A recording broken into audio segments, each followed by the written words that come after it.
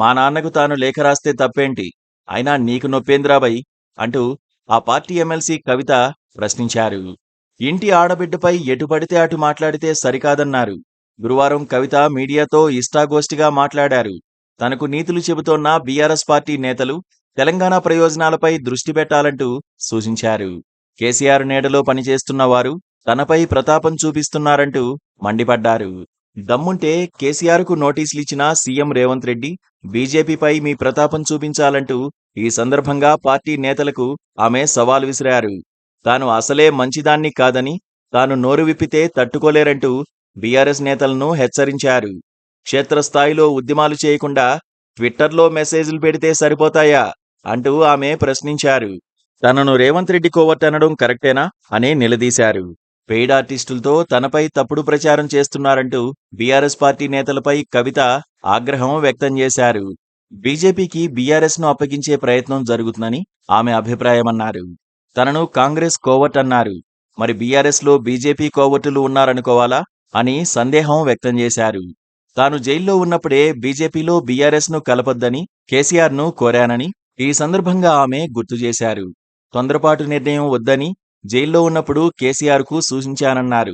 6 నెలలు కాదు, సంవత్సరాలైనా జైల్లో ఉంటానని కేసీఆర్ కు తాను స్పష్టం చేశానని కవిత ఈ సందర్భంగా వివరించారు. బీజేపీ నేతలకు చెందిన హాస్పిటల్స్ ప్రారంభోత్సవాలకు వెళ్లింది ఎవరో అందరికీ తెలుసంటూ పార్టీలోని అగ్రనేతలను ఆమె పరోక్షంగా విమర్శించారు. తన లేఖ లీక్ చేసిందెవరో తేల్చమంటే తనపై పడి ఏడుస్తున్నారంటూ మండిపడ్డారు. పదవులు కోరినట్లు తనపై పత్రికల్లో తప్పుడు వార్తలు రాయించారన్నారు. కేసీఆర్ లెక్క తాను చాలా తిక్కదాన్నని ఆమె పునరుద్ఘాటించారు. వెన్నుపోటు రాజకీయాలు తనకు రావని, సూటిగా మాట్లాడుతానని కుండబద్దలు కొట్టారు. సామాజిక తెలంగాణ సాధన కోసం తాను పోరాడుతానన్నారు. మా వాళ్లు కొందరు సోషల్ మీడియాలో మహాభారతం క్యారెక్టర్లు వేస్తున్నారంటూ వ్యంగ్యంగా అన్నారు. వారు స్థాయికి మించి ఊహించుకుంటున్నారంటూ ఎద్దేవా చేశారు. వరంగల్ సభ తమ వల్లనే సక్సెస్ అయిందని కొందరు ఊహించుకుంటున్నారన్నారు. కేసీఆర్ ను మోసేంత పెద్దవాళ్లైపోయామని వారంతా భావిస్తున్నారని ఆగ్రహం వ్యక్తం చేశారు. జైలుకు వెళ్లేటప్పుడు పార్టీకి పదవికి రాజీనామా చేస్తానంటే కేసీఆర్ వద్దన్నారని గుర్తు చేశారు. కేసీఆర్ వద్దంటేనే తాను ఈ పదవిలో కొనసాగుతున్నానన్నారు. సొంత పార్టీ ఎమ్మెల్యేలే నిజామాబాద్ ఎంపీగా తనను ఓడించారని ఆమె ఆవేదన వ్యక్తం చేశారు. సీఎంగా ఉండగా చంద్రబాబు తెలంగాణ ప్రాజెక్టులను అడ్డుకున్నారన్నారు. ఏపీ సీఎం చంద్రబాబు ఏమి చేసినా కేంద్రం అడ్డుకోవడం లేదని ఒకంత అసహనాన్ని ఆమె వ్యక్తం చేశారు.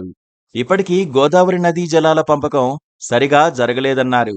ఏపీ చేపట్టనున్న బనకచెర్ల ప్రాజెక్టుతో తెలంగాణకు తీరని నష్టం జరుగుతుందని ఆమె ఆవేదన వ్యక్తం చేశారు. బీఆర్ఎస్ అధినేత కేసీఆర్ కు కాళేశ్వరంపై ఏర్పాటు చేసిన కమిషన్ నోటీసులిస్తే పార్టీ ఎందుకు కార్యాచరణ తీసుకోలేదని పార్టీలోని అగ్రనేతలను ఆమె సూటిగా ప్రశ్నించారు. పెద్ద నేతలుగా ఊహించుకునేవారు ఎందుకు స్పందించలేదని నిలదీశారు. కాంగ్రెస్ పార్టీలో తాను చేరడానికి ప్రయత్నం చేశాను అనడం అబద్ధమన్నారు. కాంగ్రెస్ పార్టీ మునిగిపోయే నావా అని ఈ సందర్భంగా కవిత అభివర్ణించారు. తన పార్టీ బీఆర్ఎస్, తన నాయకుడు కేసీఆర్ అంటూ కవిత స్పష్టం చేశారు. బీఆర్ఎస్ లో కేసీఆర్ మాత్రమే తన నాయకుడని ఆమె స్పష్టం చేశారు. కేసీఆర్ తప్ప ఇతర నేతల నాయకత్వంలో తాను పనిచేయలేనని కుండబద్దలు కొట్టారు. వర్కింగ్ ప్రెసిడెంట్ గా ఉన్న వారిని గౌరవిస్తానని కవిత పేర్కొన్నారు. Please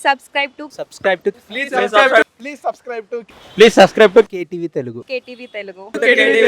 KTV Telugu. KTV Telugu channel.